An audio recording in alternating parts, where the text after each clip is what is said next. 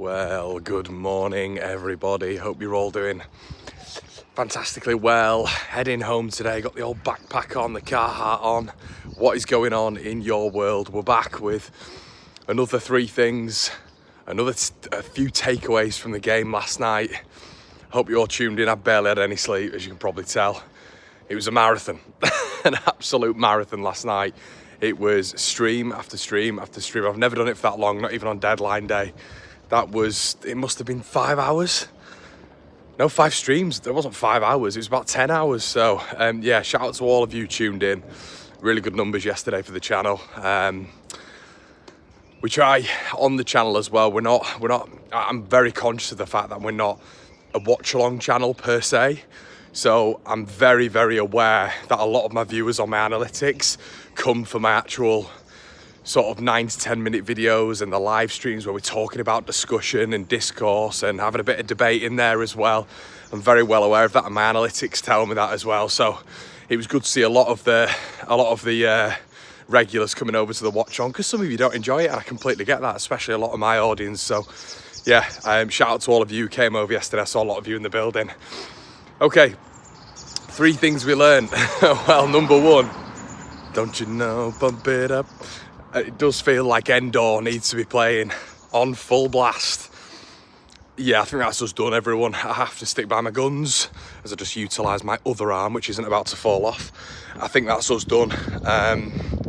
I said if we win on Friday, we win the league, and that's kind of where I'm at. I do believe Leeds will now go on to win the Championship trophy. I think Burnley will stumble against Sheffield United, but I think it'll be a draw. And yeah, I guess that's a pretty big thing that we learned when you look at it.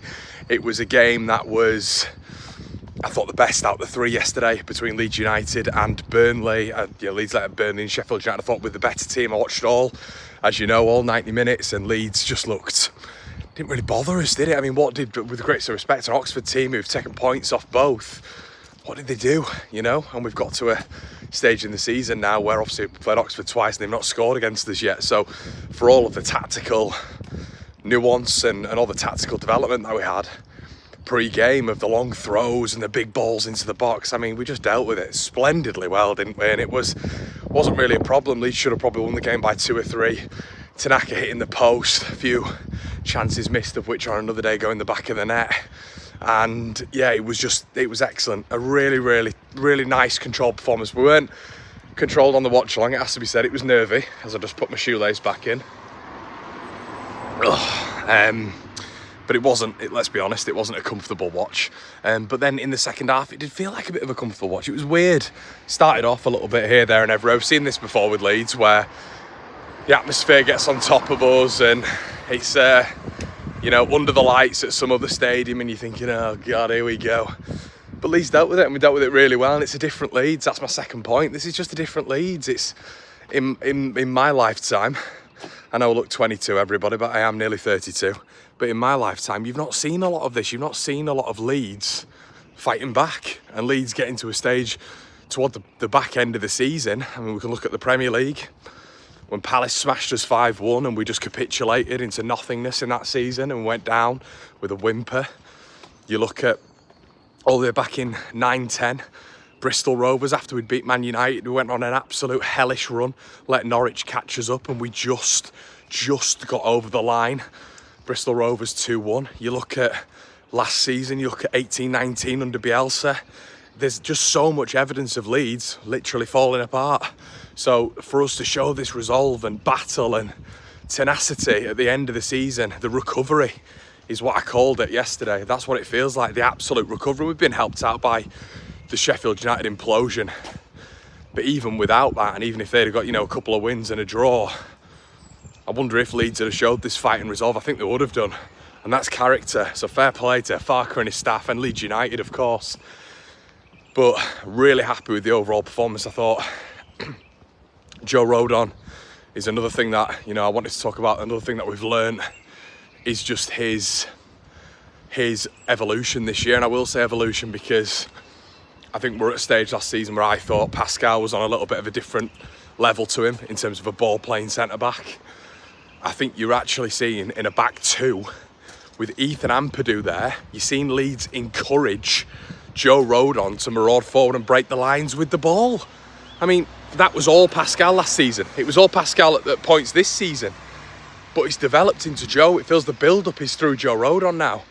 And you look at that absolutely line-splitting ball yesterday. It was absolutely fantastic to set off Bogle. It was a quick, incisive little bit of movement for Bogle on the overlap. But then that brilliant ball from a centre-back in Joe Rodon, just to slide Bogle in, absolutely perfect.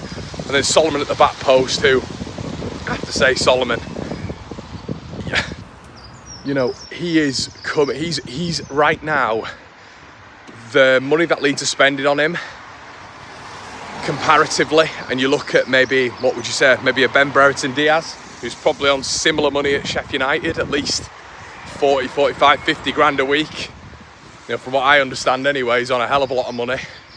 But you look at the quality difference between him and Solomon, it's vast. And once again, it comes back down to recruitment. It comes back down to Daniel Farke with a little bit of an eye there. I've always mentioned that I think Solomon is a Farke signing and Ramazani is a board signing. But I tell you what, toward the back end of the season, Farke might have got it absolutely spot on with Manor Solomon. Because he's just developed. And this is what I was calling for throughout the season, really. We need to see more moments from Solomon. More of those Fulham moments that we saw against us, and we saw that blooming heck last week, didn't we? But then again, this week, and it feels like everything good through Leeds at the minute comes through Manor Solomon. And look, I know there's a lot of people who'll say, Connor, if Ramazani was playing, we could see special moments through him too, and I wouldn't disagree with that at all. But the here and now, it's Solomon's really coming to the fore, and when you come to the fore at moments like this when Leeds desperately need you, fair play to Solomon. He's been, last 3 games he's been excellent, absolutely excellent. So we're kind of going into a phase now, aren't we, of the finale, of the final furlong. And can Leeds do it? That's my question. Can we do it? I think we will. But yeah, I'll be honest with you guys. The thing that I've learned the most out of all of it is the resolve. The resolve, the grit, the determination has been absolutely superb from Leeds United. But let me know what you think in the comment section below, everybody. It's been just a bit of a rant, to be honest, as I'm heading home, and hope you've enjoyed it anyway. Let me know what you think in the comment section below. Leeds are on the precipice. I think it'll be done on against Stoke. I do. I think we'll get it signed, sealed, delivered. And it's going to be party time at Ellen Road, isn't it? Absolute party time. Make sure you like, comment, and subscribe, everybody. Don't you know, pump it up. You know the rest. See you in a bit, everybody. All the best. Like, comment, and subscribe.